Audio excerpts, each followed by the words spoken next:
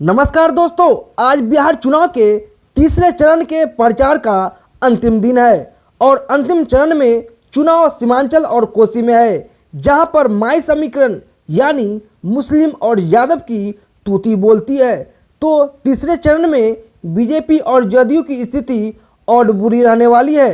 दोस्तों, अगर आप चाहते हैं कि आपकी पसंदीदा सरकार बने तो वीडियो को लाइक जरूर करें और चैनल को सब्सक्राइब करके घंटी दबा दे। आज आपको बताऊंगा कि क्यों नीतीश कुमार योगी पर बरसे। अरविंद गोस्वामी के गिरफ्तारी के बाद बिहार में कहा हुआ बवाल, किसने कहा अमीरों की पार्टी है बीजेपी, इसके अलावे जानकारी वाली सभी खबर।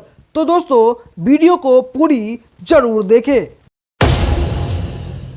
योगी ने कहा घुसपैठियों को बाहर करेंगे तो नीतीश बोले किसी में दम नहीं है। बिहार विधानसभा चुनाव 2020 के अंतिम चरण में 7 नवंबर को मतदान होना है। इसके लिए जमकर प्रचार अभियान चल रहा है। आखिरी चरण में 78 सीटों पर वोट डाले जाएंगे। सीमांचल के इलाकों में होने वाले मतदान से पहले असदुद्दीन ओवैसी की पार्टी AIMIM ने CA और NRC को मुद्दा बना दिया है। मुस्लिम बहुल इलाके में यह मामला छाया हुआ है। बुधवार को जब बीजेपी के नेता और यूपी CM आदित्यनाथ कटिहार में जनसभा करने पहुंचे तो उन्होंने साफ कहा कि अगर NDA सत्ता में आई तो घुसपैठियों को बाहर कर दिया जाएगा। वहीं सीमांचल के किशनगंज जिले में एक जनसभा को संबोधित करते हुए बिहार के CM नीतीश कुमार ने कहा कि हिंदुस्तान से किसी को बाहर करने की किसी में दम नहीं है। बुधवार को यूपी CM योगी आदित्यनाथ ने कहा कि कटिहार घुसपैठ की समस्या से ग्रस्त है। बिहार में NDA की सरकार बनने पर घुसपैठियों को निकाल बाहर करेंगे। उन्होंने कहा कि NDA के भाजपा प्रत्याशी तारकिशोर को चौथी बार आशीर्वाद दे। आपके आशीर्वाद से घुसपैठ की समस्या का समाधान होगा। योगी आदित्यनाथ की रैली के बाद जब नीतीश कुमार कटिहार पहुंचे तो उन्होंने कहा कि कुछ लोग दुष्प्रचार और फालतू बात कर रहा है कि देश से निकाल दिया जाएगा। किसी में इतना दम नहीं है कि किसी को देश से बाहर निकाल दे। RJD का तंज, PM मोदी अपने मन की बात सुनाते हैं। भारत माता की संतानों के मन की बात कभी नहीं सुनते। रायत के राष्ट्रीय उपाध्यक्ष सह पूर्व मंत्री शिवानंद तिवारी ने कहा कि शायद प्रधानमंत्री जी को बिहार में हार का एहसास हो गया है, इसलिए उनकी भाषा बदल गई है। उन्होंने कहा कि अब वे भारत माता और जय श्री राम के सहारे चुनावी वैतरणी पार करना चाहते हैं। यही उनका बड़ा शास्त्र है।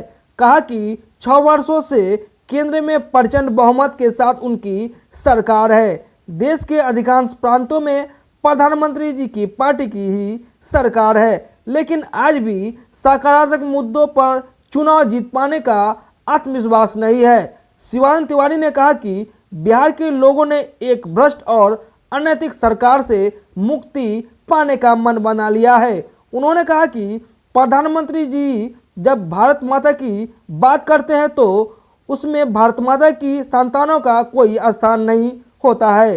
कहा कि हमारी भारत माता की 135 करोड़ संतान है। आज वे संतान गरीब, बेरोजगारी, महंगाई, भ्रष्टाचार और गैर बराबरी से ग्रस्त है।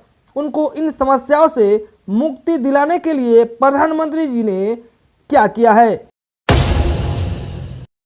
अर्नब गोस्वामी की गिरफ्तारी के विरोध में बिहार में प्रदर्शन। बीजेपी कार्यकर्ताओं ने पटना में शिवसेना कांग्रेस के खिलाफ की नारेबाजी।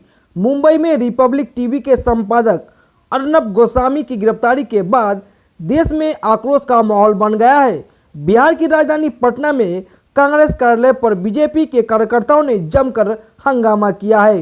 प्रदर्शन में बीजेपी विधायक संजीव चौरसिया शामिल रहे और उन्होंने कहा कि अर्नब गोस्वामी की गिरफ्तारी प्रेस की आज़ादी के खिलाफ है। इस दौरान राजधानी स्थित कांग्रेस कार्यालय पर बीजेपी ने महाराष्ट्र सरकार को तानाशाह बताते हुए मुर्दाबाद के नारे भी लगाए। बीजेपी की कार्यकर्ताओं ने कहा कि महाराष्ट्र में शिवसेना और कांग्रेस की सरकार है, वो अपनी मनमर्जी चला रहे हैं और पत्रकारों को सच बोलने पर रोक लगाना चाहते हैं। बता दें कि रिपब्लिक टीवी के editor in chief Arnab Goswami को 63 साल के एक इंटीरियर डिजाइनर और उसकी मां की आत्महत्या के मामले में मुंबई पुलिस ने बुधवार सुबह उनके घर से गिरफ्तार कर लिया। राहुल गांधी ने कहा, अमीरों की पार्टी है बीजेपी, हर जाति धर्म व गरीब की होगी गठबंधन सरकार। कांग्रेस के पूर्व राष्ट्रीय अध्यक्ष राहुल गांधी ने कहा कि बिहार में महागठबंधन सरकार हर जाति धर्म और गरीब किसानों की होगी। प्रधानमंत्री नरेंद्र मोदी को गरीबों की कोई चिंता नहीं है। बुधवार को वे मधेपुरा के बिहारीगंज और अररिया में चुनावी सभा को संबोधित कर रहे थे। इस दौरान उन्होंने नोटबंदी और लॉकडाउन में गरीबों और आम लोगों को हुई परेशानी की याद भी दिलाई। उन्होंने प्रधानमंत्री पर देश के लोगों से झूठ बोलने का आरोप लगाया। कहा कि 6 साल पहले मोदी जी ने 2 करोड़ लोगों को रोजगार देने का वादा किया था। नोटबंदी के दौरान गरीबों की जेब से रुपये निकालकर प्रधानमंत्री ने करोड़ों रुपये देश के सबसे अमीर लोगों को पहुंचा दिया। उन्होंने कहा कि देश के कुल उत्पादन का 30% मक्का बिहार में उत्पादन होता है। बिचौलियों के कारण किसानों को उचित लाभ नहीं मिल पा रहा है। पीएम ने अब बड़े बिचौलियों के रास्ता खोल दिए हैं। इसलिए पंजाब में रावण का नहीं, दशहरे के मौके पर पीएम मोदी, अडानी और अंबानी का पुतला जलाया गया। शिवसेना बोली, भाजपा जदयू के साथ कर रही है विश्वासघात। चुनाव में कहीं छुपकर तो कहीं खुलेआम दे रही है धोखा। शिवसेना ने प्रेस कॉन्फ्रेंस कर भाजपा पर सीधा हमला बोला है। शिवसेना के पूर्व सांसद और पार्टी के वरिष्ठ नेता चंद्रकांत खैरे ने भाजपा के चरित्र पर सवाल उठाया। कहा कि भाजपा क्षेत्रीय पार्टियों के साथ गठबंधन कर लाभ ले लेती है और जब वह अपना पांव जमा लेती है तो वो अपनी ही सहयोगी पार्टी के साथ विश्वासघात कर उन्हें हराने में लग जाती है। खैरे ने कहा कि भाजपा ने महाराष्ट्र में पिछले चुनाव में जो शिवसेना के साथ किया वही बिहार में नीतीश कुमार के जदयू के साथ कर रही है। कहीं छुपकर तो कहीं खुलेआम धोखा दे रही है। कहा कि जदयू को सबसे ज़्यादा नुकसान भाजपा पहुंचा रही है। अब देश की सभी पार्टियों को भाजपा की विश्वसनीयता पर संदेह होने लगा है। पटना हाईकोर्ट का राज्य सरकार को निर्देश, डीएलएड और बीएड डिग्री धारकों को समान मानते हुए बनाई जाए मेरिट लिस्ट। पटना हाईकोर्ट ने राज्य में प्राइमरी स्कूलों में बड़े पैमाने पर शिक्षकों के बहाली मामले में बीएड डिग्री धारकों के पक्ष में एक महत्वपूर्ण फैसला दिया है। Justice A K. उपाध्याय ने राज्य सरकार को निर्देश दिया है कि डीएलएड और बीएड डिग्री धारकों को एक समान मानते हुए एक ही मेरिट लिस्ट बनाई जाए। इसके आधार पर शिक्षकों की नियुक्ति की जाएगी।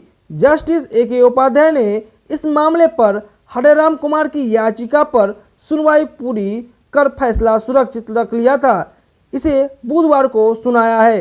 इन याचिकाओं में राज्य सरकार के उस निर्णय को चुनौती दी गई थी जिसमें डीएलएड उम्मीदवारों को बहाली में प्राथमिकता देने का निर्णय लिया गया था। इंटर के बाद अब मैट्रिक परीक्षा 2021 को लेकर बिहार बोर्ड ने लिया यह फैसला। बिहार बोर्ड ने अगले साल 2021 के फरवरी माह में होने वाली मैट्रिक परीक्षा की तैयारी क्रैश कोर्स के माध्यम से जिले के हाई स्कूलों में विधानसभा चुनाव संपन्न होने के बाद शुरू की जाएगी। इस साल दूरदर्शन व स्मार्ट क्लास के माध्यम से मैट्रिक परीक्षा की ऑडियो विजुअल तरीके से बच्चों को गणित, अंग्रेजी, विज्ञान, सामाजिक विज्ञान आदि विषयों के मॉडल पेपर से तैयारी कराई जाएगी। इसके लिए संबंधित स्कूल में डीटीएच का कनेक्शन लगाने का काम जल्द शुरू किया जाएगा। माना जा रहा है कि चुनाव के बाद यह काम शुरू हो जाए। छात्रों को कंटेंट आधारित डिजिटल माध्यम से मैट्रिक की तैयारी शुरू हो जाएगी। जिले के सभी कोटि के हाई स्कूलों में पहले से ही स्मार्ट क्लास के तहत एलईडी टीवी के अलावा ऑडियो विजुअल सिस्टम लगाया जा चुका है।